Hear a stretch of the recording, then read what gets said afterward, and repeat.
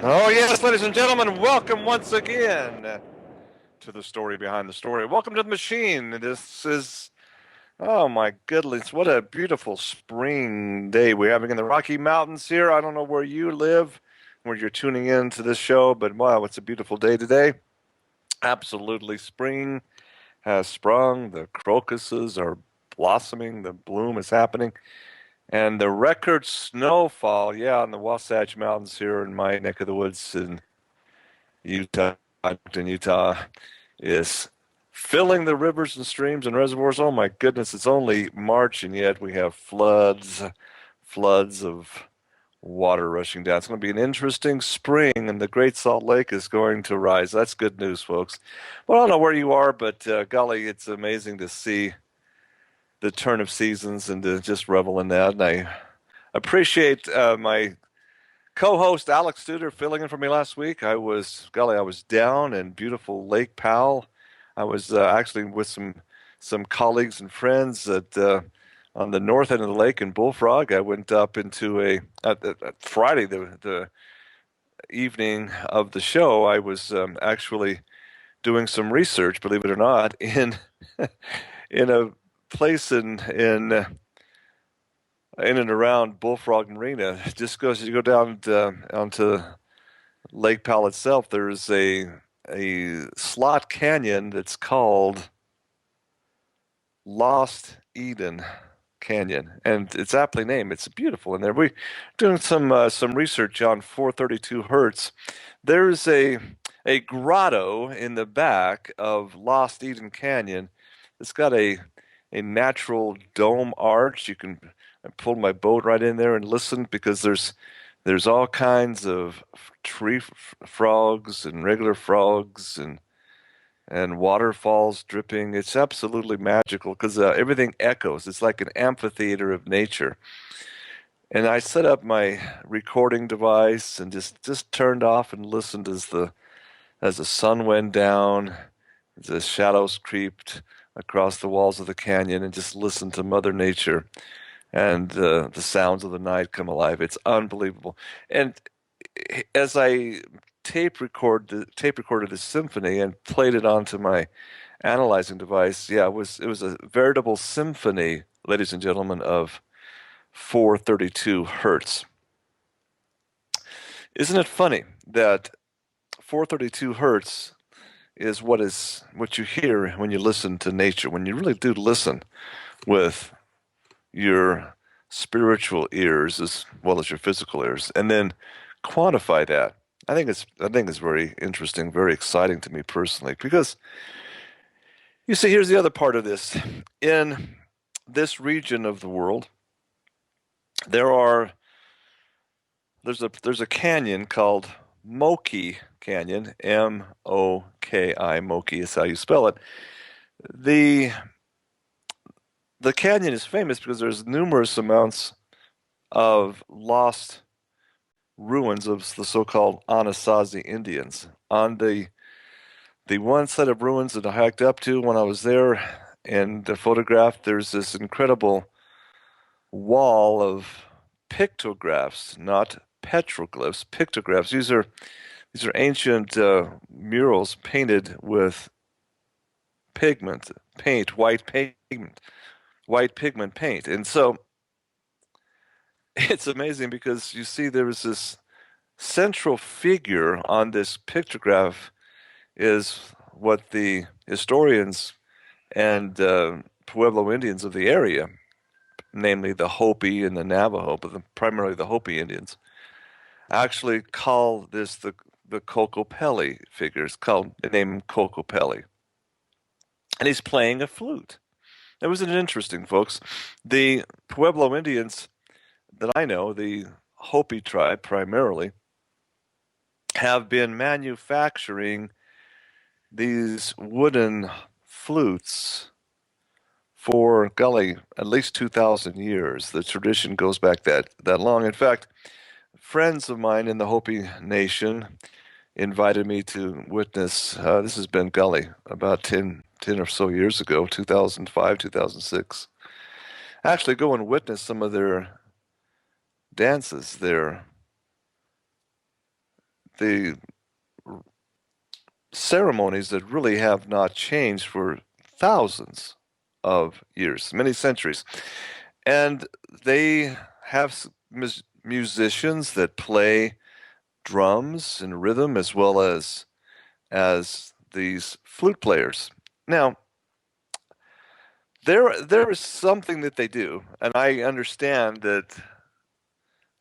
Well, they told me this, so I have to take it on face value. They told me that I was the only white eyes, another that's their term for Caucasian, non-Indian. I'm the only white eyes to have witnessed this particular ceremony called the snake dance. Yeah, folks, yeah, I don't like rattlesnakes. I do not like reptiles like Gila monsters. Okay, so imagine I'm in the dark. The kiva this is just lit by some torches on the wall. It's prehistoric, folks, and they have me seated on in the bottom row of the kiva. Keep in mind this is all underground. The kiva is at ground level, then the stairs go up, the seats go around a circular or oval shape, right? There's about a dozen seats going up to the top of the kiva. And then there's in the top of the kiva there's an actual hole where it's like a pole ladder that comes down. All right, so the floor is packed dirt, okay? And so I'm sitting there with there's the place is full of Hopi Indians doing this. It's an annual event. They do this, and so I'm not sure what to expect. But I'm sitting on the bottom row. I understand later. I was told later that that's it's like a hierarchy, a pecking order. The unwanted guests, if you will, the low, the people on the low end of the totem pole pecking order are seated in the first row. Well, that's me. I'm sitting down there. My sponsor, my friend, was with me down there. He's a full-blood Hopi and medicine man in training, okay? And he had me sitting there with me. So I'm not sure what to expect. The drum starting, there's about five, maybe six Kokopelli type of flute players playing this very haunting flute melody. When the trap door above us opens and in comes these individuals dressed in their traditional dancing garb, representing what they explained to me later as ogres, the evil spirits, as well as the kachinas, the good spirits. They all have the dress. So they come down, they do their dance, and the ogres are carrying gunny sacks on their backs. Okay, they're wrapped up. They come down and out of the gunny sacks they dump them, and the gunny sacks are full of rattlesnakes. These. I don't know if there was just bull snakes or just all rattlesnakes. It was kind of dark. The lights didn't show, but I know the rattlesnakes. The snakes began to rattle, and they're right on my and they're very active.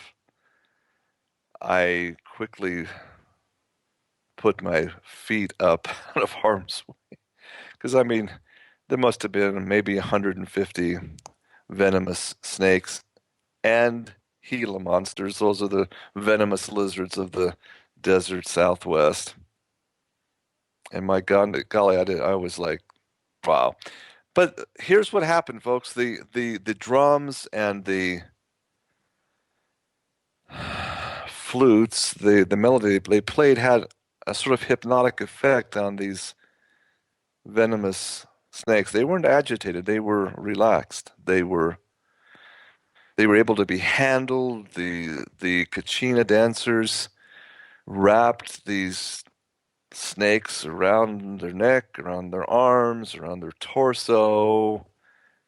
and played with them like they were toys. I was amazed. This went on for approximately, well, I say a good 20 minutes to a half an hour. And then the snakes and reptiles, the Gila monsters were placed back in the gunny sacks, taken up out of the room, and the show was over. I'm telling you this, folks, because I was just amazed. We have the East Indian, the Hindu religion, if you want to, or traditions, I should say, where they have a similar type of flute playing to snake charm a cobra, a venomous cobra, a very deadly venomous cobra. And the cobra becomes almost hypnotized. This is what I witnessed, except there wasn't cobras, they were pit viper rattlesnakes. I didn't see or recognize any bull snakes. They don't get along too well with rattlesnakes. But the point is, folks, I was amazed at the music, the rhythm of the drums could hypnotize these venomous snakes because they surely were mesmerized. I witnessed it. Later, about 2 or 3 months later, actually, I was asking my good friend, my Hopi friend Julian, about the special flutes that they make, and there are individuals in the Hopi tribe who make these flutes. I said, could I purchase one? Could I buy one? I would like, because I bought their fine jewelry, the silver and turquoise jewelry that they make. I've purchased them to support the truck. I said, I'd like to buy one, I'd like to purchase one. Well, I said, give me a price and I'd like to buy one. Well, Julian made some inquiries and I didn't need to buy one because they gave me one as a gift. I'm telling you, it's an amazing piece of artistry. It's very, in some ways it's very crude, but it's quite neat. And you see the reason why I'm telling you this, folks, is because here on this in these walls of the canyon, I had my Hopi Cocopelli flute and played it along, and to have the flute echo off the walls, I'm amazed because the flute has 6 holes that you put your fingers over, and I was taught to play basically much the same song that I heard in the snake dance, and the rhythm, I never forget that. As I taped that along with the sound of the nature, the frogs, the cricket, the bugs, there was no crickets out per se, but there were frogs croaking. It was just amazing. The flute plays nothing but 432 tuned hertz music, and this is quite singular because the there's similar flutes manufactured by other Native American tribes, and there's quite a few that are commercially sold on the internet actually, and there's been requests. People say, well, can you make me a flute that's tuned to 440 hertz?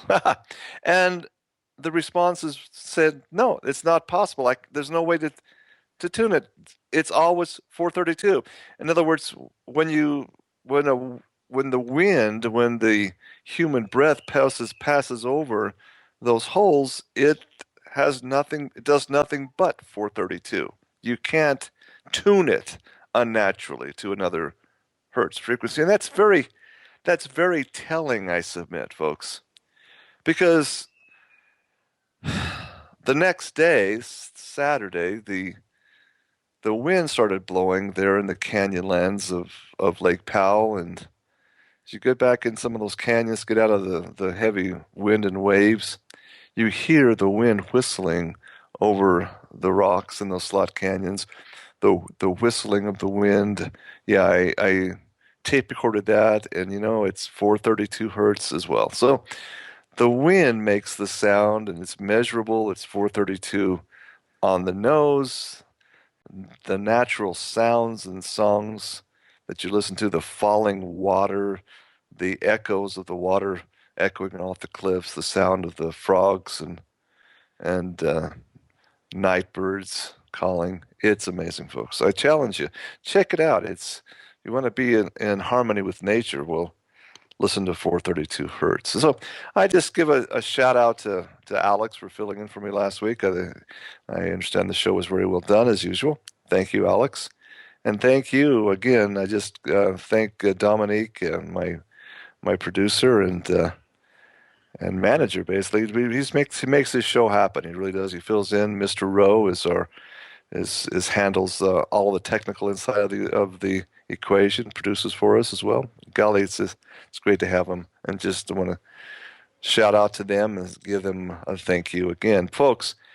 This is the story behind the story. It's an amazing couple of hours that we spend each week. We delve into places and things that it seems like the mainstream media just flat out ignores. We're not talking about fake news at all. We're talking about just simply news that is censored and not talked about. That's the story.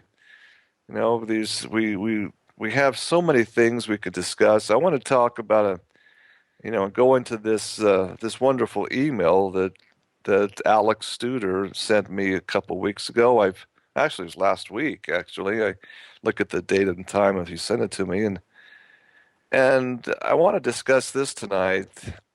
This individual, this billionaire, Robert Bob Mercer, the big data billionaire, who's waging this war on mainstream media. Because the story here is so multidimensional.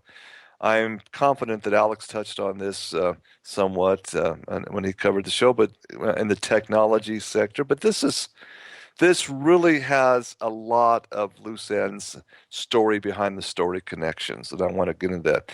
The story was published by the media organ, The Guardian newspaper magazine. Okay. The article in question that Alex sent along to me was written by a reporter, a woman named Carol Cadwalader. Get that name right, I hope. It was officially published Sunday, 26th of February of this year, 2017. I'm going to just share this with you because, again, it's multifaceted. I'm going to break it down based on the research I've done in the past week because it really began out. Again, when you pierce the 9 veils, folks, and if you want to know what I'm talking about, the 9 veils, go to my blog, atruot.com. In the search engine, just type in piercing the 9 veils or just 9 veils, and you'll get the article that I wrote and published there. When you pierce those veils, folks, you get to see, again, a whole lot more of the world as it really is. And I submit to you, this is exactly what's happening. And to explain what really is happening in the so-called Trump administration. First of all, the premise I want to defend is that Donald J. Trump and his perfect presidential model bride, Melania, have been groomed for this position for at least 2.5, 3 decades. At least. That's the premise. Melania Trump, again, there's no doubt in my mind she was what's called a presidential model, which those of you that know anything at all about something called MK Ultra, the CIA and Mossad operation worldwide, okay, to basically create a robotic type of mind-controlled individual. That's what's called MK mind control, MK Ultra. The women of MK Ultra are basically groomed to be very, very high-priced escorts, and I'll just use that word very loosely. And the highest order of the escorts that they produce, they're called presidential models.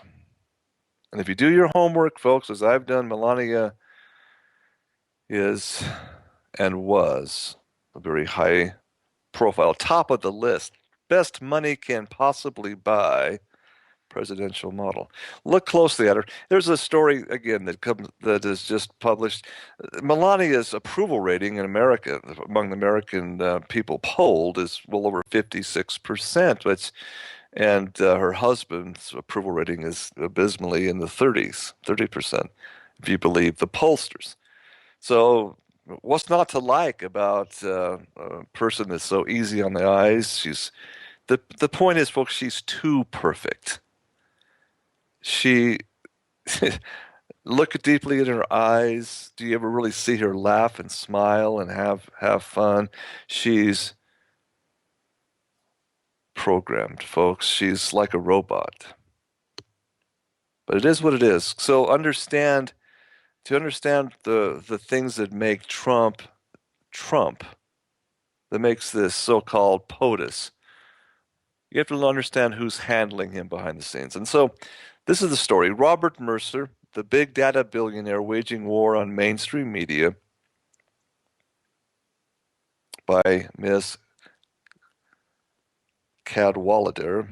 She writes, quote, with links to Donald Trump, Steve Bannon, and Nigel Farage, the right-wing U.S. computer scientist is at the heart of a multi-million-dollar propaganda network. The story behind the story gets deeper. There's a picture of this fine-looking gentleman, Robert Mercer. Picture was taken in New York in 2014. And here's, again, I'm just going to quote this directly, not paraphrase it. I think she did a very good job of explaining it. And I quote, just over a week ago, Donald Trump gathered members of the world's press before him and told them they were liars. Quote, the press, honestly, is out of control, he said. The public doesn't believe you anymore.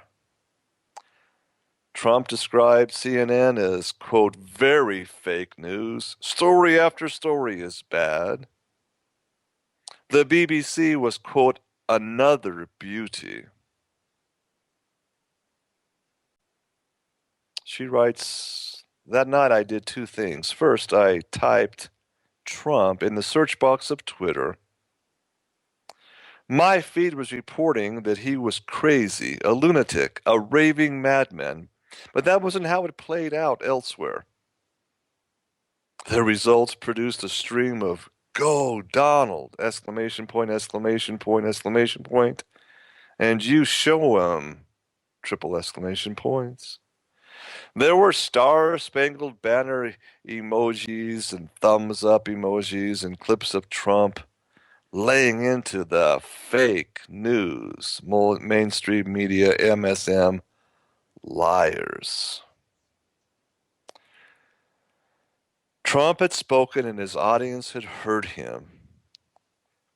Then I did what I've been doing for 2.5 months now. I Googled the 3 words, mainstream media is, and there it was. Google's autocomplete suggestions.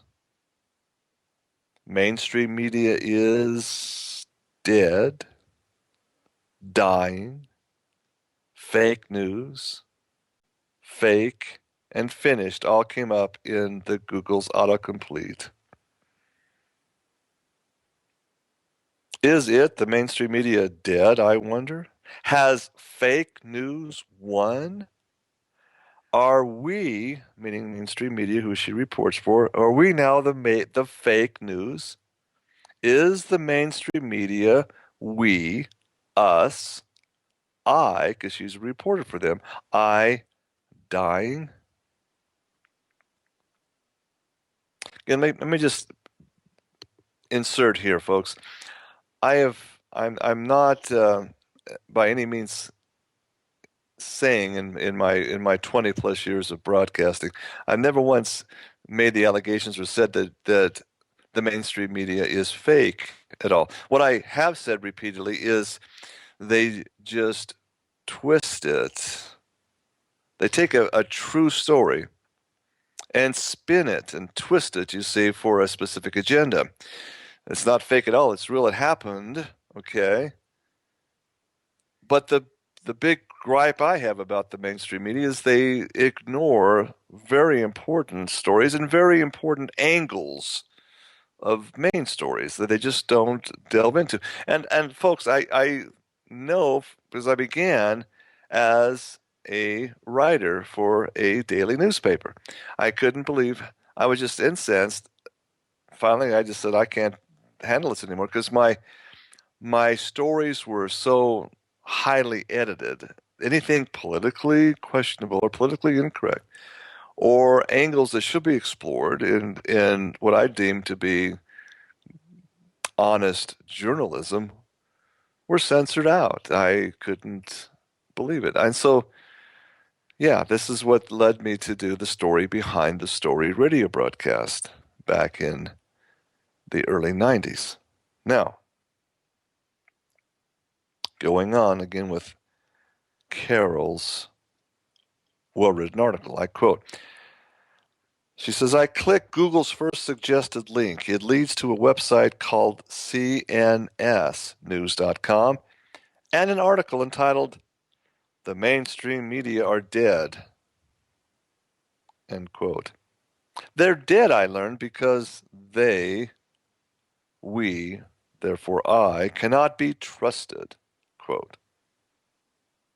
How had it, an obscure site I'd never heard of, dominated Google's search algorithm on the topic? In the About Us tab on the website, I learned CNS News is owned by something called the Media Research Center, which a click later I learned is, quote, America's media watchdog, an organization that claims an, quote, unwavering commitment to neutralizing left-wing bias in the news, media, and popular culture, end quote. Another couple of clicks and I discover that it receives a large bulk of its funding, more than $10 million in the past decade, from a single source, the hedge fund billionaire named Robert Mercer. Now, if you follow U.S. politics, you may recognize the name. You see, Robert Mercer is the money behind Donald Trump. And folks, it's a very true axiom. It's a very true statement. You want to know what's really going on? Well, just follow the money trail. Follow the money. But wait a minute. Robert Mercer, how could he be the money behind Donald Trump? Isn't Donald Trump a billionaire himself? This is where it gets interesting, folks. Follow along. Okay? She says, quote, Robert Mercer is the money behind Donald Trump. But then I will come to learn Robert Mercer is the money behind an awful lot of things. He was Trump's single biggest donor. Mercer originally started backing Ted Cruz, but when Cruz fell out of the presidential race, he threw his money, $13.5 million of it, behind the Trump campaign. It's money he's made as a result of his career as a brilliant but reclusive computer scientist. He started his career at IBM, International Business Machines, where he made what the Association for Computational Linguistics called, quote, revolutionary breakthroughs in language processing, a science that went on to be key in developing today's AI. AI, folks, those of you that really aren't computer literate, means artificial intelligence. And later became joint CEO of Renaissance Technologies, a hedge fund. I get this, folks, a hedge fund that makes its money by using algorithms to model and trade on the financial markets. In other words, get a picture of this, folks. Robert Mercer, starting out with IBM, developed what's called computational linguistics. It's the processing of language on a computer itself that spins off into what's called artificial intelligence or AI. You see, the computer can start to think artificially brilliant. You ever try to play you know, a computer program that, for instance, chess, it's very, very difficult to beat the computer in a game of chess because you know what happens? This is old technology. Boy, I was just amazed. I used to be part of a chess club in the university I went to school at. I thought I was pretty good. I was pretty thought I was pretty good. But when you go up against IBM's computer that has artificial intelligence and doing it just because this AI learns your gambits, learns your moves, learns how you play chess and beats you. Man, it's amazing. When I first started out, the best I could do is go to a draw with the computer. But then he learned my moves, and then it was impossible to beat him. Beat the computer. Beat it, I should say. Golly, this was back in the 80s. AI has just gotten incredibly more complex, but follow this through. So here's Mercer developing the cutting edge artificial intelligence, and he uses the AI to develop what is called Renaissance Technologies. What a name. A hedge fund that basically trades in the financial markets. We're talking about the FX markets, the the system you see of not only just the stock markets, but also the futures markets. Understanding and seeing the whole world as a model where you can actually predict the price or the rising or falling of such commodities as pork bellies, orange juice, etc., folks. Okay? Now, if you've got a system that can accurately, if you got the data that's accurate, data in, data out, good in, you got good coming out, good information coming out as far as AI. But if you have garbage in, you got garbage coming out. So you got to put the right world information into the computer. It spits out a trade and buying and selling on the financial markets. And this is where Bob Mercer, the computer guru, has made billions. Now,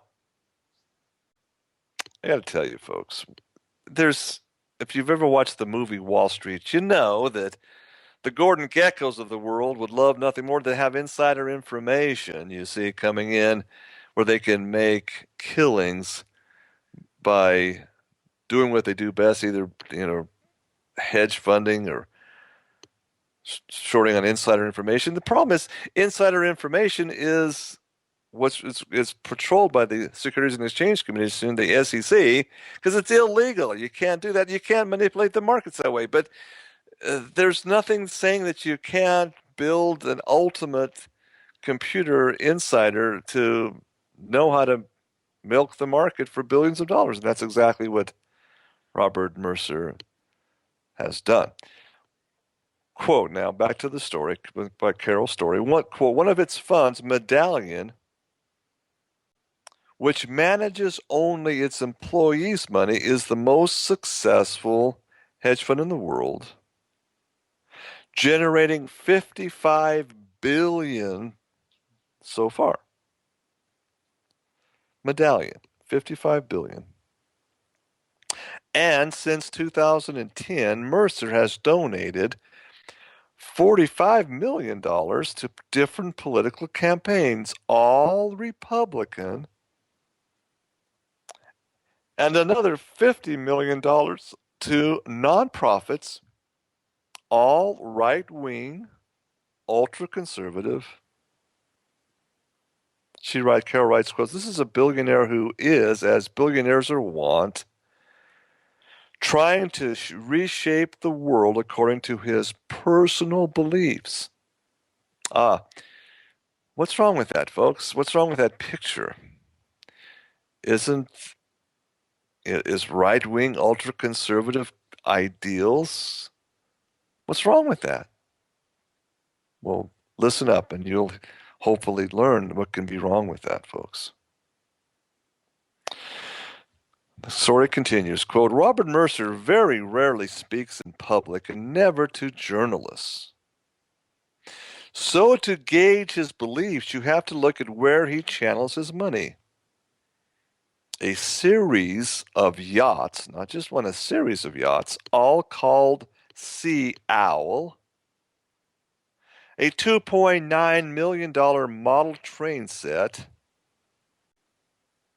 climate change denial, parentheses, he funds a climate change denial think tank called the Heartland Institute, and what is maybe the ultimate rich man's plaything, the disruption of the mainstream media. In this, he is helped by his close associate, a man named Steve Bannon, Trump's campaign manager, and now Trump's chief political strategist. The money he gives to the Media Research Center with its mission of correcting, quote, liberal bias is just one of his media plays. There are other bigger and even more deliberate strategies and stunning and shining brightly. The star at the center of the Mercer media galaxy is a company called Breitbart. That's spelled Breitbart, Breitbart. Oh, this is like this article is quite, again, it's multifaceted. Let's look at Breitbart. It was $10 million of Mercer's money. Again, Mercer made this money from artificial intelligence, graphing, and knowing what stocks, what hedge funds, what commodities, what FX ratios would fly up. I mean, it's scientific. It's just making money in your sleep. Okay. $10 million funded Breitbart, a right-wing news site set up with the express intention of being a Huffington Post for the right. Breitbart has launched the careers of Milo Yiannopoulos and his like, regularly hosts anti-Semitic and Islamophobic views, and is currently being boycotted by more than 1,000 brands after an activist campaign. It has been phenomenally successful. The 29th most popular site in America with 2 billion, that's right, 2 billion page views a year. It's bigger than its inspiration, the Huffington Post. Bigger even, if you can believe it, bigger even than Pornhub. It's the biggest political site on Facebook, the biggest on Twitter. Do you get that, folks? It's the biggest political site on Facebook and the biggest on Twitter. You wonder why this president is sending out all these tweets, okay? Why he's a tweeting tweeter bug. Uh, Listen on. It's amazing what your jaw will drop when you see what's really happening. Prominent right-wing journalist Andrew Breitbart, who founded the site but died in 2012, told Bannon, again, who is Bannon? He's the chief political strategist for Trump, that they had, quote, to take back the culture. And arguably they have. Though American culture is only the start of it. In 2014, Bannon launched Breitbart London, telling the New York Times it was specifically timed ahead of the UK's forthcoming election. It was, he said, the latest front, quote, in our current cultural and political war. France and Germany are next. But there was another reason why I recognized Robert Mercer's name, because of his connection to Cambridge Analytica. Remember this name, folks, Cambridge Analytica, a small data analytics company. Mercer is reported to have a $10 million stake in the company, which was spun out of a bigger British company called the SCL Group.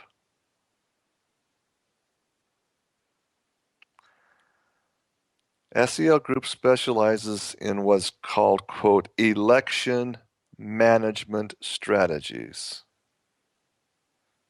And its own declaration, quote, messaging and information operations refined over 25 years in places like Afghanistan and Pakistan. In military circles, listen up, folks. In military circles, this is known as PSYOPs, which is short for psychological operations. In a nutshell, it's called mass propaganda that works by acting on people's emotions. Okay, so we have Cambridge Analytica worked for the Trump campaign and, so I'd read, the Leave campaign. When Mercer supported Cruz, Cambridge Analytica worked with Cruz. But when Robert Mercer started supporting Trump, Cambridge Analytica came too. And where Mercer's money is, Steve Bannon is usually close by. In fact, until just very recently, Steve Bannon has a seat on the board, had a seat on the board of Cambridge Analytica. Carroll continues, quote, last December I wrote about Cambridge Analytica in a piece about how Google search results on certain subjects were now being dominated by right-wing and extremist sites. Jonathan Albright, a professor of communications at Elon University, North Carolina, who had mapped the news ecosystem and found millions of links between right-wing sites, what he called, quote, strangling the mainstream media, told me that trackers from sites like Breitbart could also be used by companies like Cambridge Analytica to follow people around the web and then via Facebook target them specifically with ads. On its website, Cambridge Analytica makes the astonishing boast that it has psychological profiles based on 5,000 separate pieces of data on 220 million American voters. Its USP is to use this data to understand people's deepest emotions and then target them accordingly. The system, according to Albright, amounts to what he calls a, quote, propaganda machine. A few weeks later, the Observer received a letter.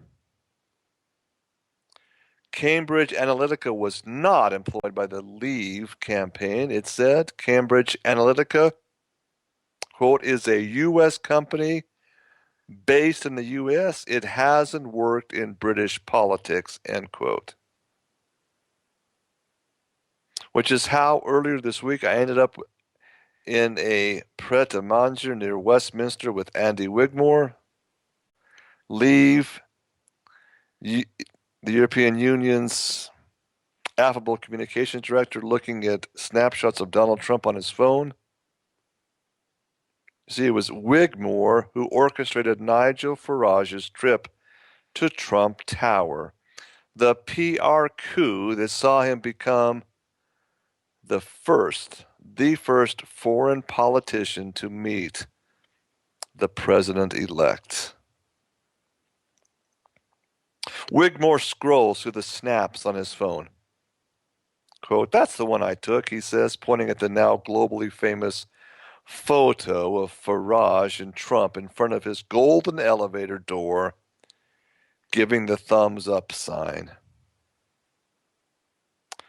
Wigmore, you see, was one of the, quote, bad boys of Brexit, a term coined by Aaron Banks, the Bristol-based businessman who was Leave's European Union's co-founder. Cambridge Analytica had worked for them, he said.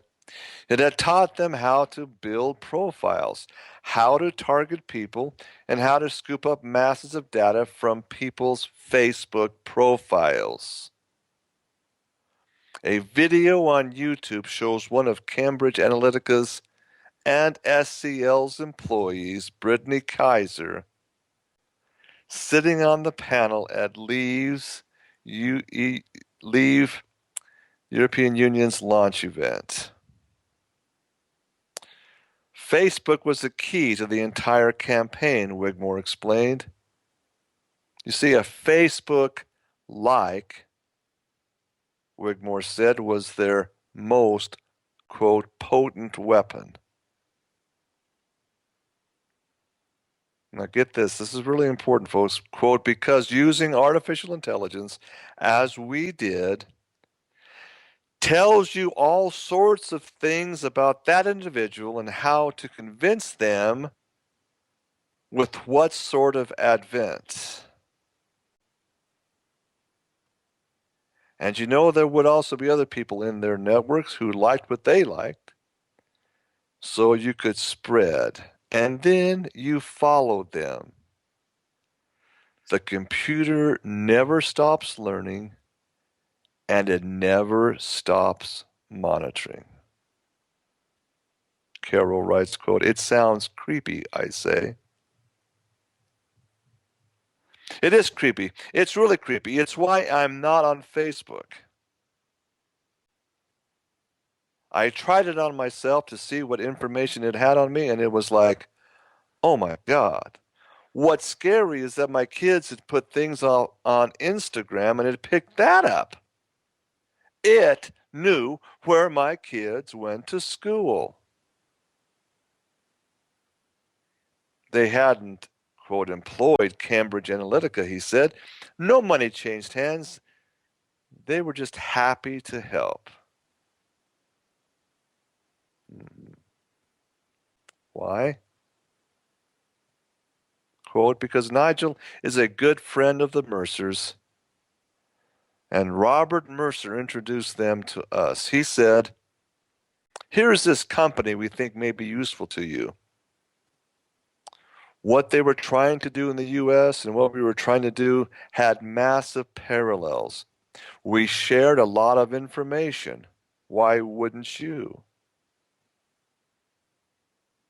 Behind Trump's campaign and Cambridge Analytica, he said, were, quote, "the same people. It's the same family."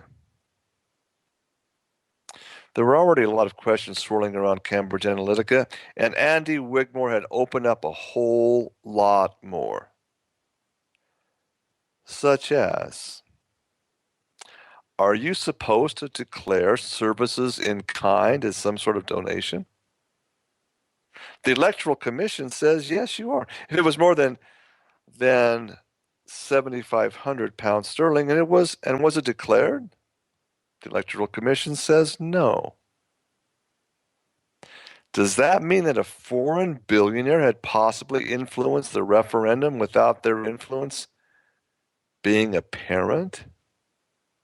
Is that a fair question for a mainstream media reporter to be asking, or any reporter for that matter? I say absolutely yes, folks. And this is where the problem begins. You see, because whether you're a fan of the European Union or not, whether you're a fan of lesbian or gay rights or not, or whether you want to basically bring morality into play, folks, doing it this way is as dangerous, you see, to your freedoms as any dictator could possibly be. Can you see the danger you face?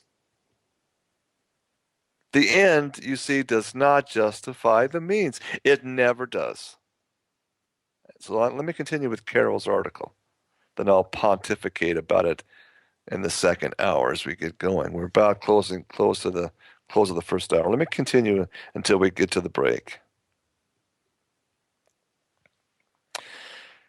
Carol writes, quote, in the last month or so, articles in first the Swiss and then the U.S. press have asked exactly what Cambridge Analytica is doing with U.S. voters' data. In a statement to the Observer, the Information Commissioner's office said, quote, any business collecting and using personal data in the UK must do so fairly and lawfully. We will be contacting Cambridge Analytica and asking questions to find out how the company is operating in the UK and whether the law is being followed. Cambridge Analytica said last Friday, this was last Friday in February, less than a month ago, they are in touch with the ICO and are completely compliant with the UK and European Union data laws. It did not answer other questions the Observer put to it this week, but how it built its psychometric model, which owes its origins to original research carried out by scientists at Cambridge University's Psychometric Center. Now, come on, folks. The Psychometric Center, research based on a personality quiz on Facebook that went viral. More than 6 million people ended up doing this personality quiz, producing an astonishing treasure trove of data for artificial intelligence to use. Now, see, let me just again remind you, folks, that the Observer is a British publication. This is, Carol is a British reporter, and I just don't see these same questions being asked in American media. Period. This is why I'm talking about this on the story behind the story. See, because the tentacles of this octopus are far-reaching. Believe me, it must be analyzed and broken apart, in my opinion. It's important, critically important if you love freedom. She goes on, quote, these Facebook profiles, especially people's likes, are correlated across millions of others to produce uncannily accurate results. Michael Kozinski, the Psychometric Center, right? The Psychometric Center's lead scientist found that with knowledge of only 150 likes, their model could predict someone's personality better than their spouse.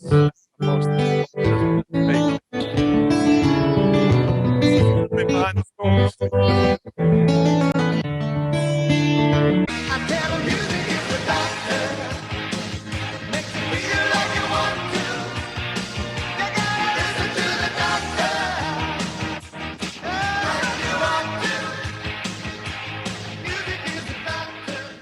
Oh, yes, ladies and gentlemen, welcome back to the second hour of today's Story Behind the Story. Again, as always, remember that Revolution Radio is supported completely and run completely from donations from you, the listening audience. There are no advertisers, there are no corporate sponsorship, there are no Robert Mercers, okay, controlling the propaganda on this radio station. So please, folks, if you like what you're listening to, if you like hearing this show, please support the station by clicking on the donate page and give what you can because it surely is needed.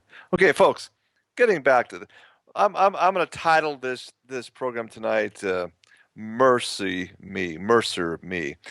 Kelly, we've got to get a handle on this because you see, to understand what is how we the people are being manipulated. Our founding fathers could never imagine this machine in a million years. My goodness, this is Joseph Goebbels' wet dream.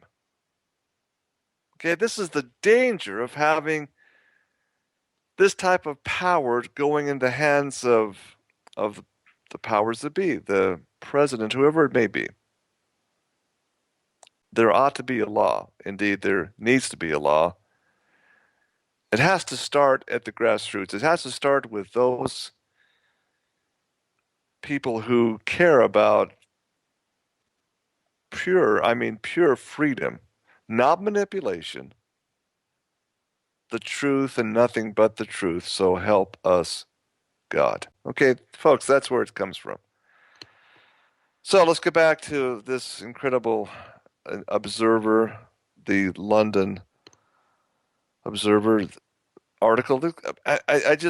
I've searched and searched to try and find anything like this. You think the Washington Post would be on this like stink on a dog, or New York Times?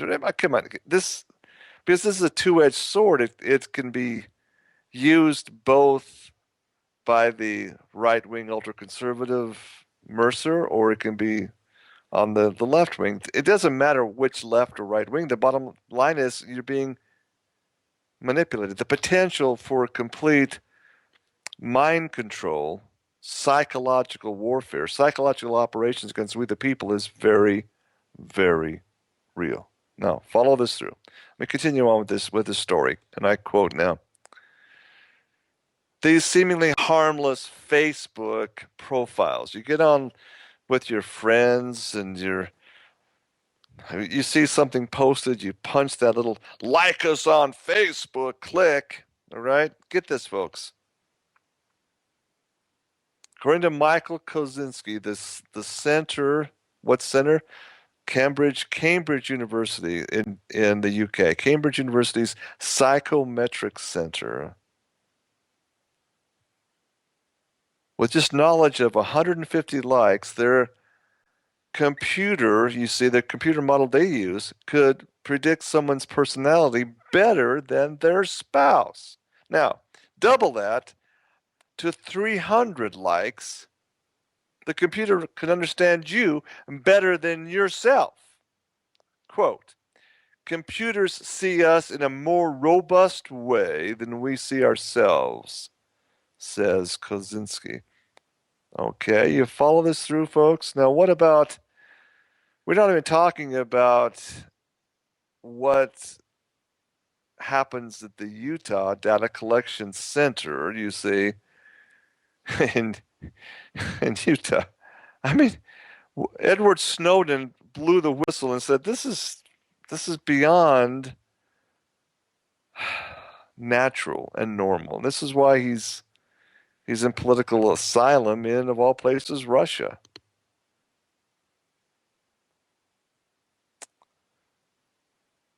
What's going on, folks? Are you being manipulated and don't even know it? I'm telling you, the answer is yes. Now, follow this through.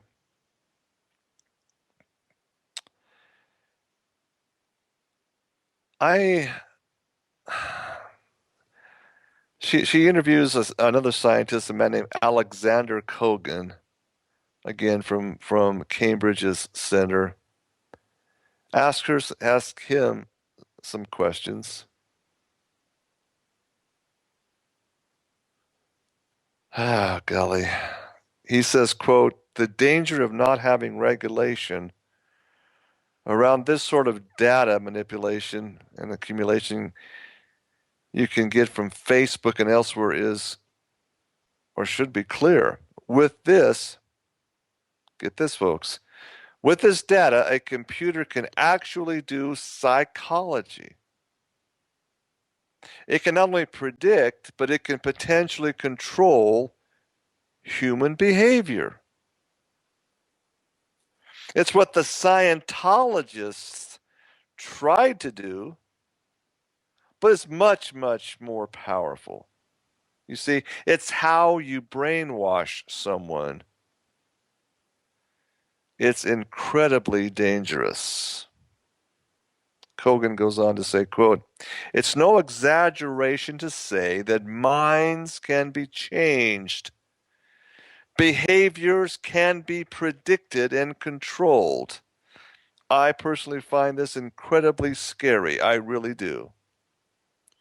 Because nobody has really followed through on the possible consequences of all of this. You see, people don't know it's happening to them. Their attitudes are being changed behind their backs," end quote. Mercer invested in Cambridge Analytica, the Washington Post reported, quote, "driven in part by an assessment that the right wing, was lacking sophisticated technology capabilities," end quote. But in many ways, it's what Cambridge Analytica's parent company, the SCL Group, does that raises even more questions. Emma Bryant, a propaganda specialist at the University of Sheffield, another Brit, right, wrote about SCL Group in her 2015 book entitled Propaganda and Counterterrorism: Strategies for Global Change. Quote, "Cambridge Analytica has the technological tools to affect behavioral and psychological change," she said. But it's the SCL Group that strategizes it. Get that? Strategizes the change. It has specialized at the highest level for NATO, the Department of Defense, the U.S. State Department, and others. I would say absolutely NSA, CIA, you betcha.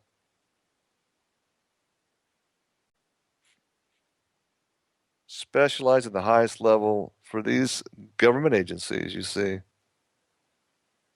Quote, "in changing the behavior of large groups. It models mass populations and then it changes their beliefs." Well, let's look at the SCL Group. Carroll goes on to write, quote, "SCL was founded by someone called Nigel Oakes, who worked for Saatchi and Saatchi on Margaret Thatcher's image." It's a PR firm, right?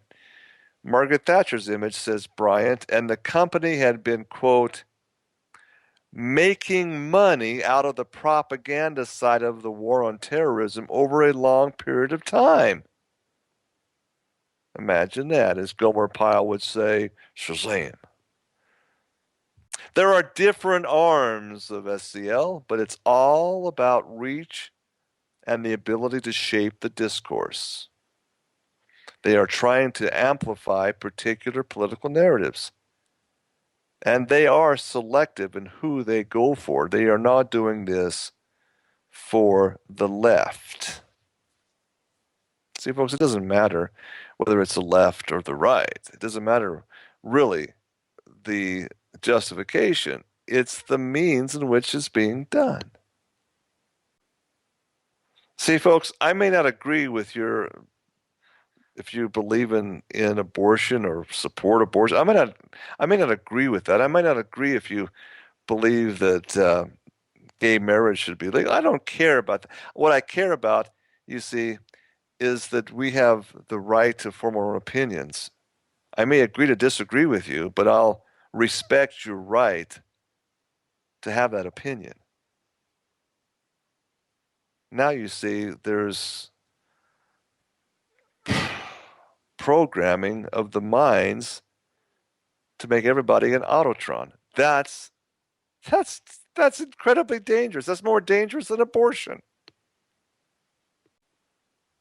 You follow this? I hope you do.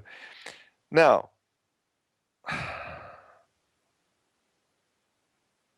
this is where it gets really gut-wrenching. Follow this through. In the course of the latest U.S. election, Cambridge Analytica amassed a database, as it claims on its website, of almost the entire U.S. voting population, 220 million people. And the Washington Post reported last week that SEL was increasing staffing at its Washington office and competing for lucrative new contracts with Trump's administration. Quote, it seems significant that a company involved in engineering a political outcome profits from what follows. Well, of course, it's all about filthy lucre. It's all about money at the bottom line. I mean, how hypocritical is that, Mr. Mercer? How much is enough? Mercer me. Heavens. It's all Federal Reserve notes anyway, data entries in the computer screen, but it's all about wealth and power, isn't it? And you claim to be a right-wing conservative? Give me a break. Well, again, let me repeat that quote. It seems significant that a company involved in engineering a political outcome profits from what follows, particularly if it's the manipulation and then resolution of fear, says Brian. Okay, you got the majority of people in this country right now, first week of March 2017, folks, only 33% of the population approve of Trump and his tweets. Over 60% are fearful of a Trump administration. Fear, manipulation, and then resolution of fear. Like I said, Joseph Goebbels, man, he would be having, he'd just be grinning from ear to ear. Steve Bannon is the new Joseph Goebbels, folks. Now, am I overreacting on this? If you think I am, then follow this logic through, folks, please.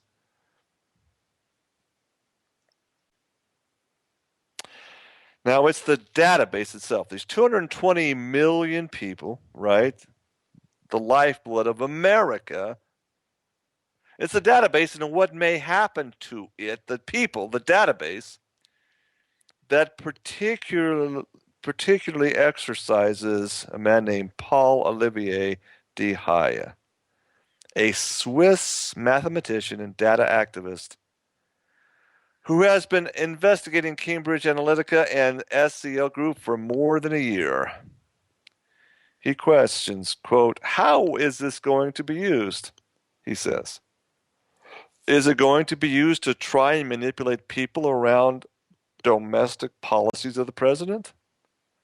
Or to foment conflicts between different communities?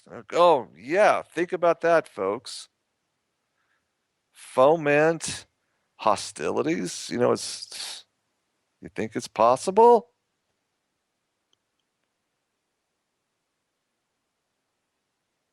Mr. Olivier de Haye says, quote, it is potentially very scary. People just don't understand the power of this data and how it can be used against them. Can be? They wouldn't be doing it unless they are going to and already have used it against us, we the people. There are two things potentially, Carol writes, going on simultaneously. The manipulation of information on a massive level and the manipulation of information at a very individual and personal level. Both are based on the latest understandings in science about how people work and interact, and enabled by technological platforms built to bring us together or to tear us apart. Are we living in a new era of propaganda? I ask Emma Bryant. One that we can't see and that is working on us in ways we can't understand? Where we can only react emotionally to its messages? Her answer is, quote, definitely. The way that surveillance through technology is so pervasive, the collection and use of our data is so much more sophisticated, it's totally covert. And people don't realize what is going on. Of course not. Because if they did realize it, it wouldn't be working. You see, this is why I'm devoting this show to it tonight, to try and expose it. You see, public mood in politics goes through cycles. You don't have to subscribe to any conspiracy theory, Brian says, to see that a massive change in public sentiment is happening, or that some of the tools in action are straight out of the military's and SCL Group's playbook. But then there's the increasing evidence that our public arenas, the social media sites where we post our holiday snapshots or make comments about the news, are in very reality, folks, a new battlefield where international geopolitics is playing out in real time. It's a new age, folks. It's a new age of propaganda. The question is, but whose? This week, Russia just announced the formation of a new branch of its military, and it's called Information Warfare Troops. Do you think this is a war, folks? Sam Woolley of the Oxford Internet Institute's Computational Propaganda Institute tells me that 1/3 of all traffic on Twitter before the European Union referendum was automated bots. Now get this, folks. 1/3 of all traffic on Twitter was generated by automated robots. Accounts that are programmed to look like people, to act like people, but they change the conversation to make topics trend. You see, follow the leader. Everybody's thinking about it. It's trending now on Twitter, right? And they were all for leave the European Union. Before the US election, these bots were 5-1 in favor of Trump. And many of these bots were indeed Russian. Last week, they have been in action in the Stoke by-election.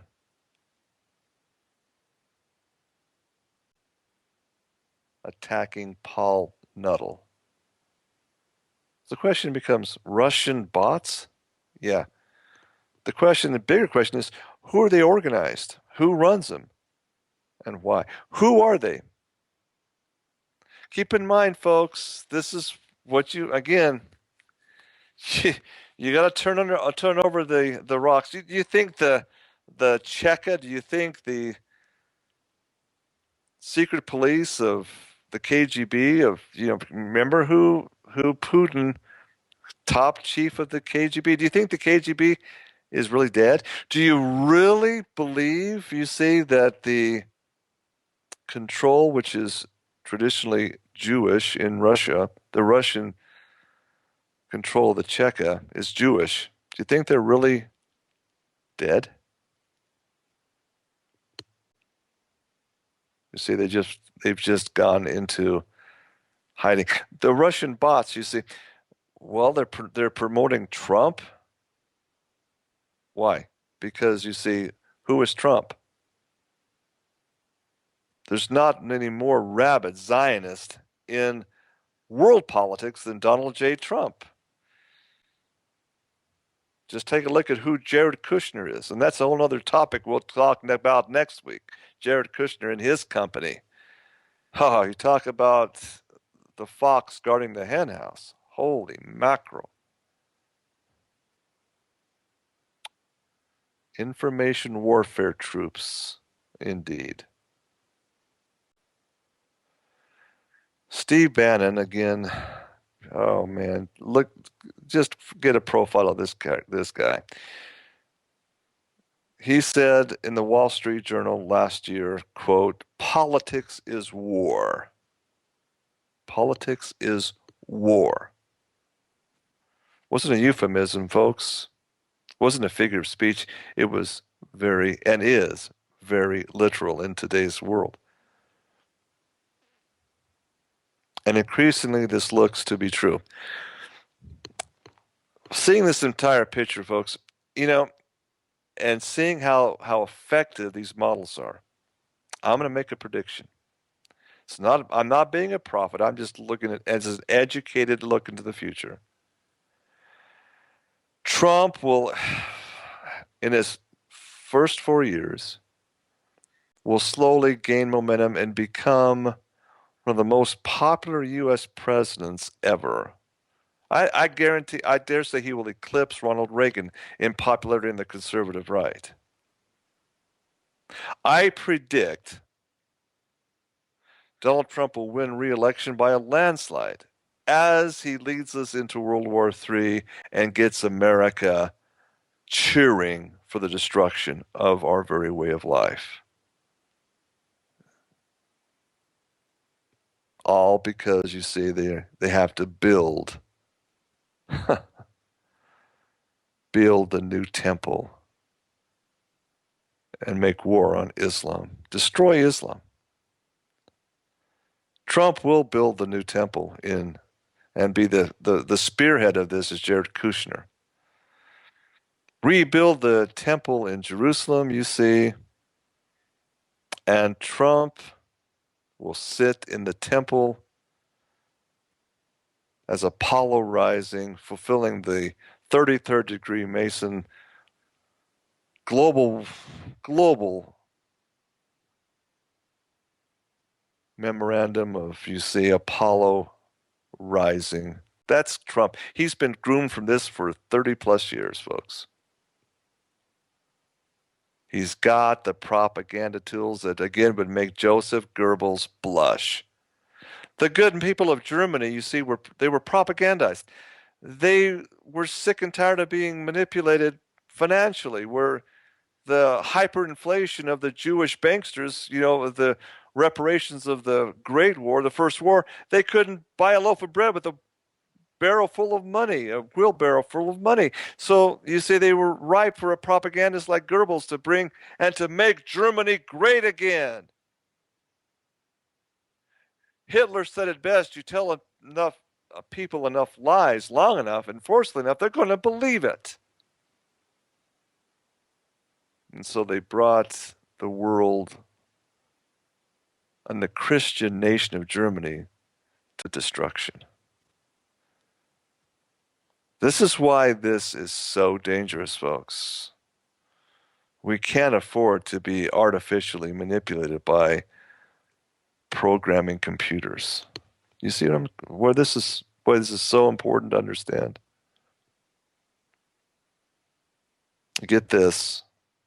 This is a British journalist writing in The Observer. Quote, "There's nothing accidental about Trump's behavior, Andy Wigmore tells me." Quote, "That press conference, it was absolutely brilliant. I could see exactly what he was doing. There's feedback going on constantly. That's what you can do with artificial intelligence.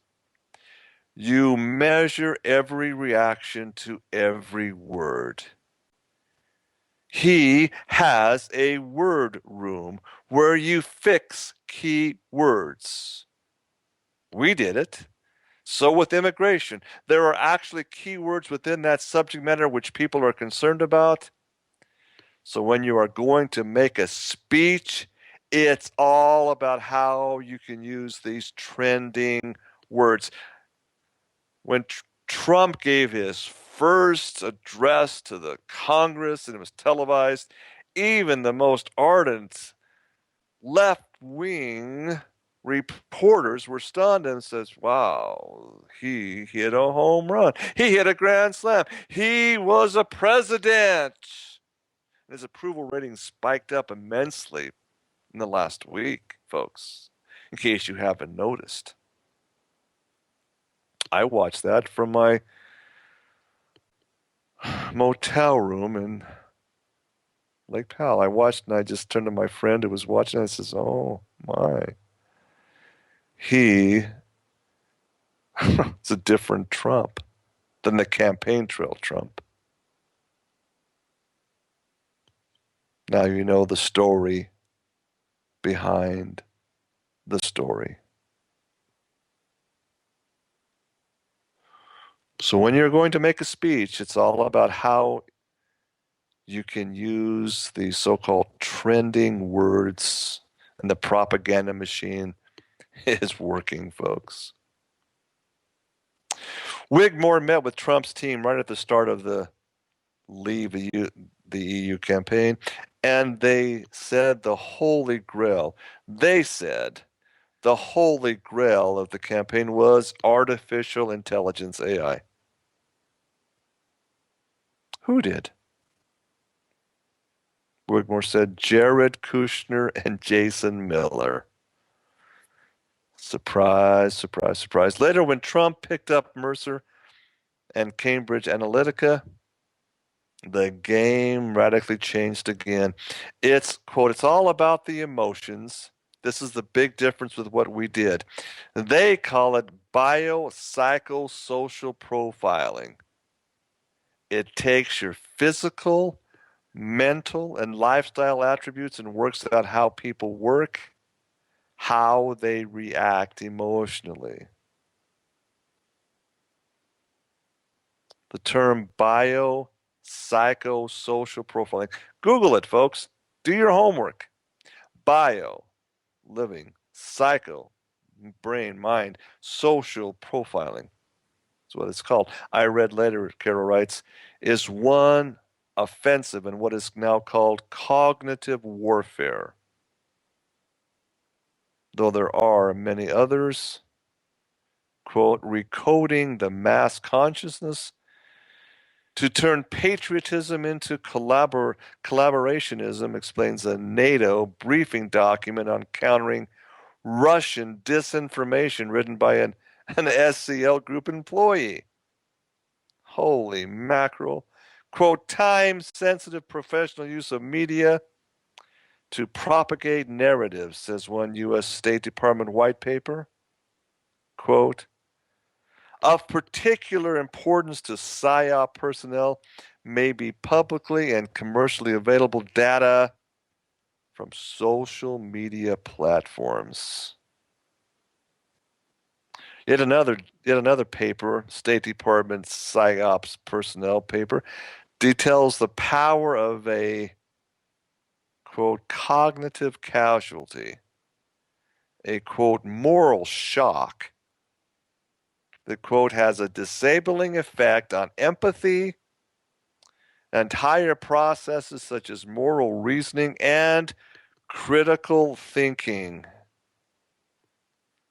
Take immigration, for instance, or, quote, fake news. Or as it has now become capital F, capital A, capital K, capital E, fake news. So, how do you change the way a nation thinks? You simply start by creating a mainstream media to replace the existing one with a site such as Breithart's.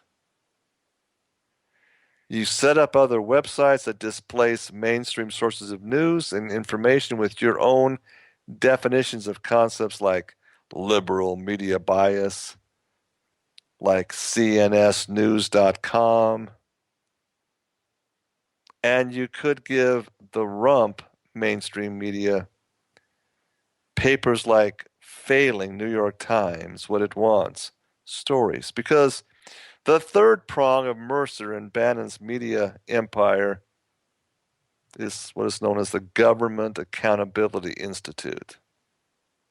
Yeah, when I researched this and followed through with what Carol had reported, I was, oh my goodness, I'm still stunned. Google it, folks.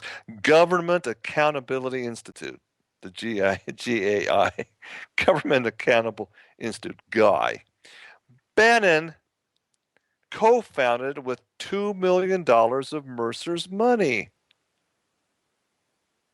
Mercer's daughter, Rebecca, was appointed to the board. Then they invested in expensive, long-term investigative journalism. Quote, the modern economics of the newsroom don't support big investigative reporting staffs, Bannon told Forbes magazine.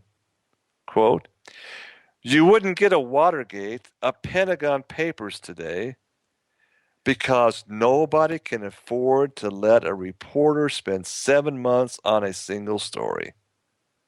But we can. We're working as a support function. This is Government Accountability Institute, the GAI.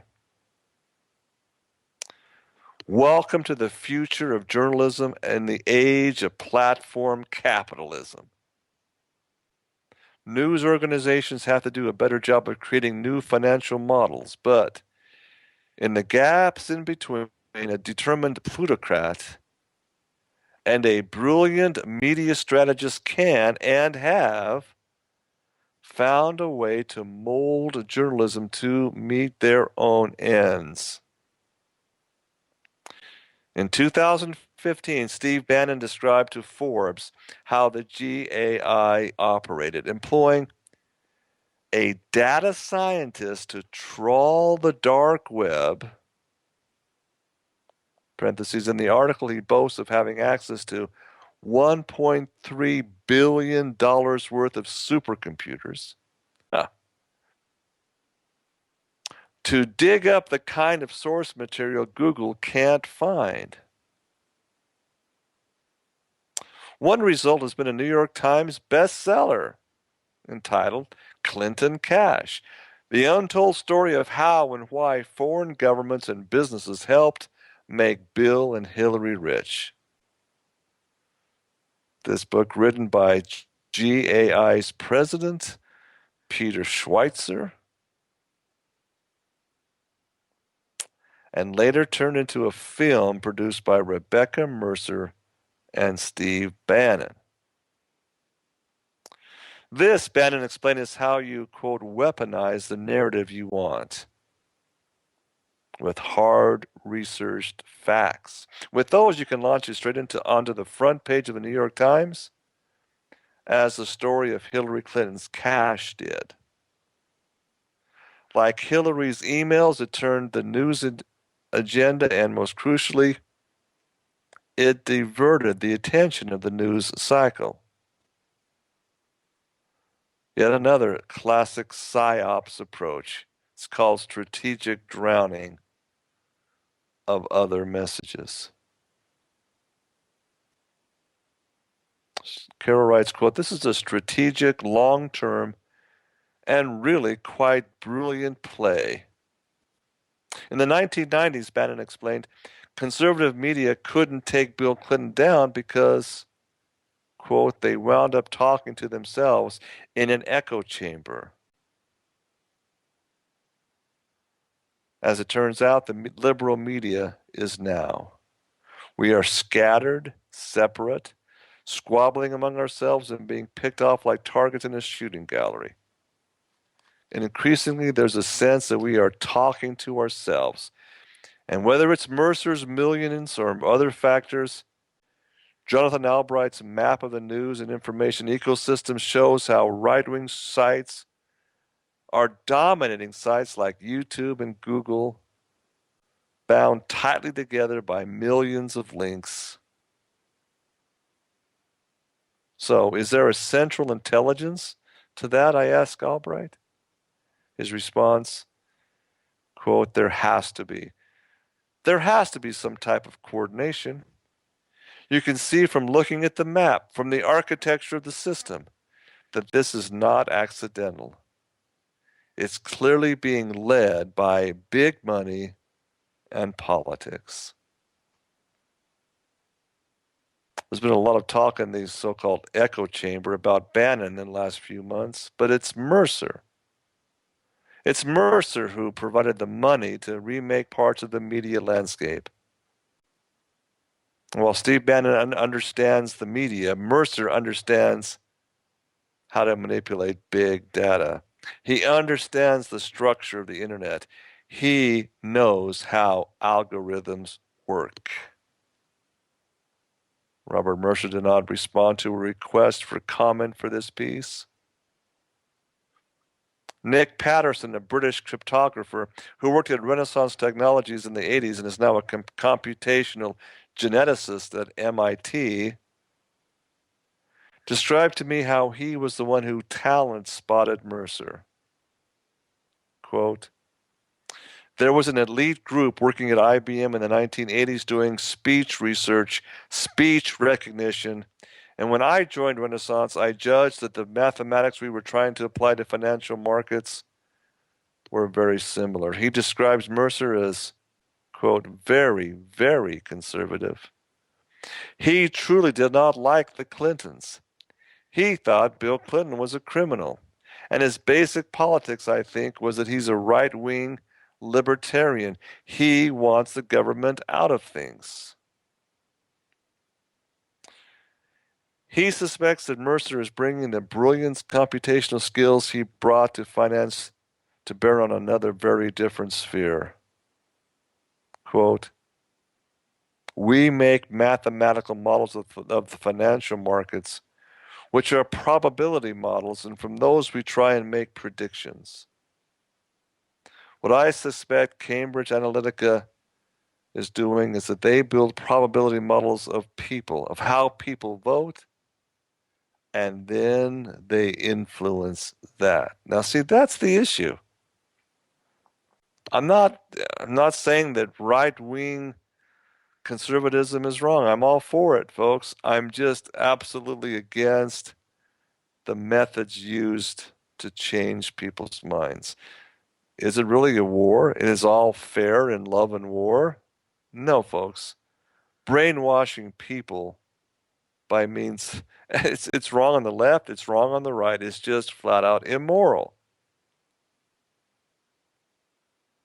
It's hypocritical. If you're a conservative, you're going to be against that too. You see.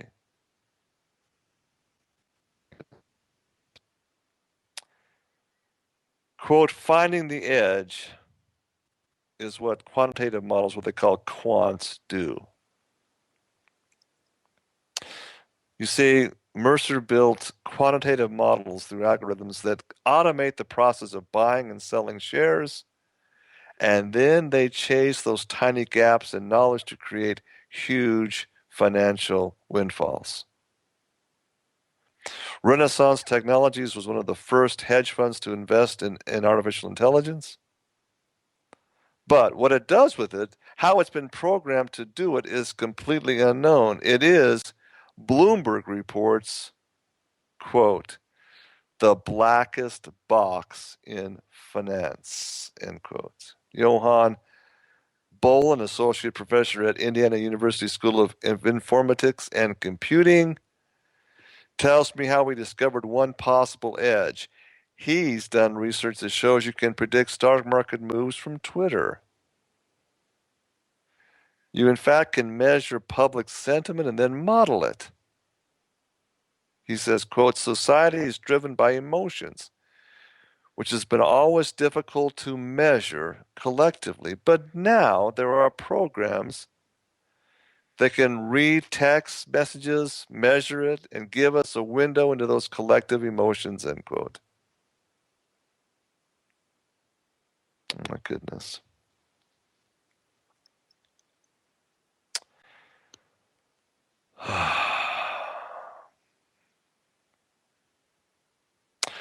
Boland's research caused a huge ripple among two different constituencies.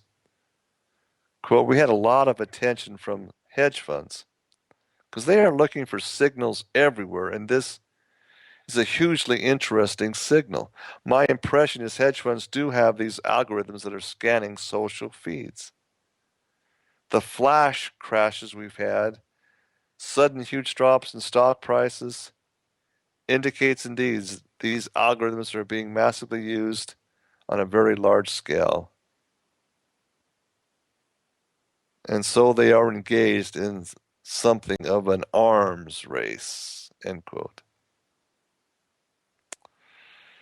The other people interested in Boland's work are those who not only want to measure public sentiment, but indeed want to change it.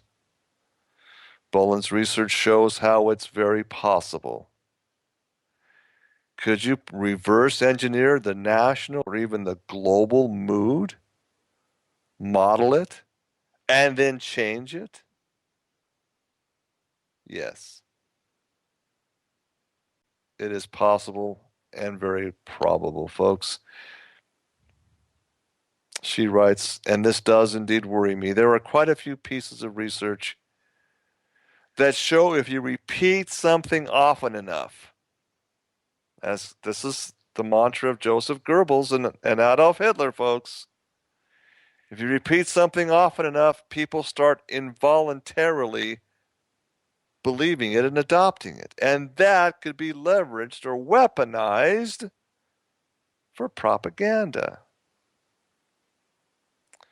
We know there are thousands and thousands of automated bots out there that are trying to do just that. Carol writes, quote, the war of the bots is one of the wilder and weirder aspects of the elections of 2016. This is Great Britain's Oxford Institute. At the Oxford Internet Institute's Unit for Computational Propaganda, its director, Phil Howard, and director of research, Sam Woolley, show me all the ways public opinion can be massaged and manipulated. But is there a smoking gun, I ask them? Evidence of who is doing this? Quote, there's not a smoking gun, says Howard. There are smoking machine guns. There are multiple pieces of evidence. Look at this, he says, and shows me how. Before the U.S. election, hundreds upon hundreds of websites were set up to blast out just a few links, articles that were all pro-Trump. Quote, this is being done by people who understand information structure, who are bulk buying domain names and then using automation to blast out a certain message. This makes Trump look like he's a consensus. And that requires money. That requires organization and money. He writes, he says, and if you use enough of them, bots and people, and cleverly link them together, you are what's legitimate. You see, you are creating truth. Oh, you're creating truth, but truth is not truth if it's manufactured. See, it's people's perceptions.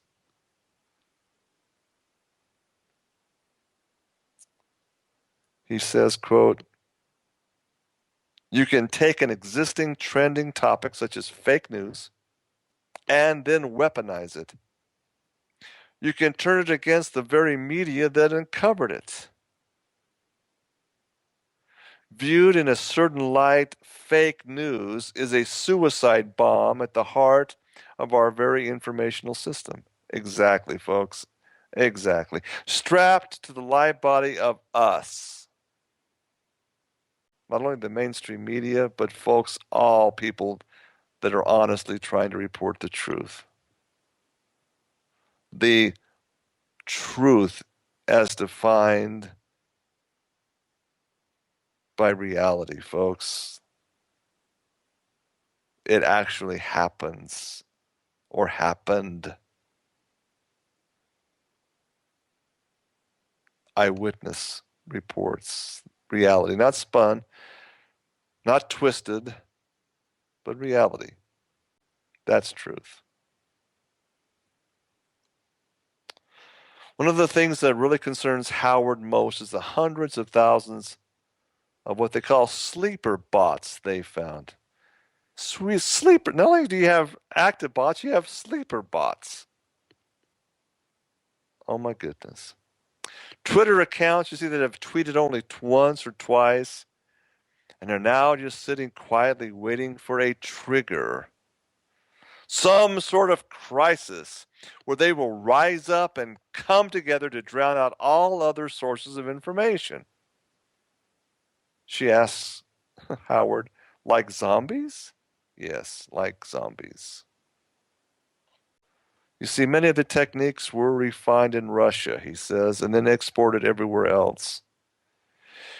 You have these incredible propaganda tools developed in an authoritarian regime, moving into a free market economy with a complete regulatory vacuum. What you get is a firestorm. See, this is the world we enter every day on our laptops and our smartphones. It has become a battleground where the ambitions of nation states and ideologues are being fought using us. We. We the people are the bounty. Our social media feeds, our conversation, our hearts and our minds, our votes. Bots influence trending topics, and trending topics have a powerful effect on algorithms. Woolley explains on Twitter, on Google, on Facebook, on Instagram. Know how to manipulate information structure, and you can manipulate reality. We're not quite into the alternative reality where the actual news has become fake news, but we're almost there. We're almost there. Out on Twitter, the new transnational battleground for the future, someone I follow tweets a quote by Marshall McLuhan, the great information theorist of the 1960s. And I'll leave you with this to think about, ladies and gentlemen. Think about it deeply, please. Quote, World War III will be a guerrilla information war, it says, with no divisions between military and civilian participation.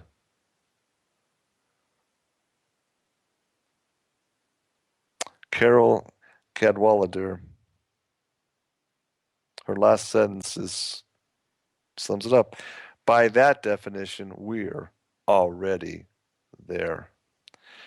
Folks, this government that we believe is of the people, by the people, for the people, has built an incredible data collection center with the most sophisticated of all artificial intelligence computers. It's called the NSA, the Security Administration, and it's happening here in Utah. I'm telling you, it's so secret that you can't even, I mean, the senators can't even get in to see it. I mean, George Orwell saw it completely. We have become that enemy. We have met the enemy, Pogo, the comic strip character, said, and he is us. What do you do? I'm telling you, folks, I do not personally Twitter. I personally do not Facebook. I do not like. I don't post anything because I know who structured that. Have you wondered why a little simple, little stupid thing like Twitter suddenly becomes so popular? Or Zuckerman and Facebook? And where does he make all these millions and billions of dollars? You see, for what purpose? The algorithm structures of manipulation. I just say don't do it. You don't need it. Play your play your cards close to your vest. That's my message to you. Oh, but it's not, Dr. Odd. You're so backwards. You're just against technology. No, folks. I love my freedom. I like to think for myself. I know, I demand critical thinking all the time. Just don't do it because it's popular. Just don't be a bunch of lemmings running helter-skelter off the proverbial cliff. Stop and think. What do you need social media for? You want to know how somebody's doing? Don't like their post. Give them a call. Go visit them. Talk to them. You know, folks, the NSA, the Data Collection Center, is the biggest threat against individual freedom and free thought in the history of the world. And now we see the Trumpster manipulating with the potential to absolutely bring this country down to its knees in an authoritarian method. Folks, America is great because America is good. America is free to think, and that's what we have to focus on. Thanks for listening tonight. It's been a pleasure talking to you about this. Give it some thought. If you want questions, go ahead and email me. Contact me through the station. You have a good evening, good night. Be free.